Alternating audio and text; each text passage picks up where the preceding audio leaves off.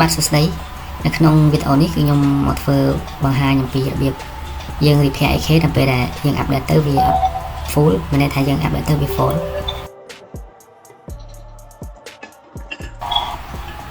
នឹងអញ្ចឹងមកដល់កន្លែងនេះគឺគេប្រាប់ថាវា full ហើយគេឲ្យយើង update again អញ្ចឹងតែនឹងយើង click មកស្ដាំទៅលើ AK របស់យើងមកហើយយើងមិនខ្វែងចោលទេហើយយើងទៅរក file location មកហើយបន្តមកយើងរកពាក្យ MAT repair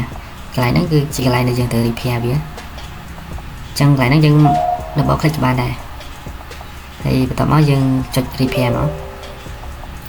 បញ្ជាក់តិចនៅត្រង់កន្លែងនេះយើងត្រូវ repair រហូតបើសិនថា repair វាលោតមកឲ្យយើង repair ម្ដងទៀត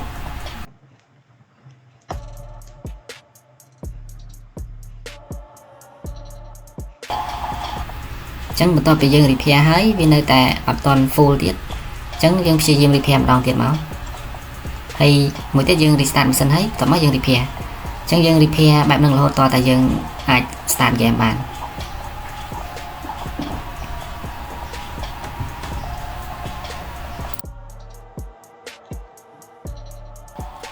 ចឹងកន្លែងហ្នឹងខ្ញុំកាត់បន្តិចខ្ញុំកាត់ចូលមកដល់កន្លែងយើង repair ហើយអញ្ចឹងនៅពេលដែលយើង repair ហើយគឺយើងអាច start បាន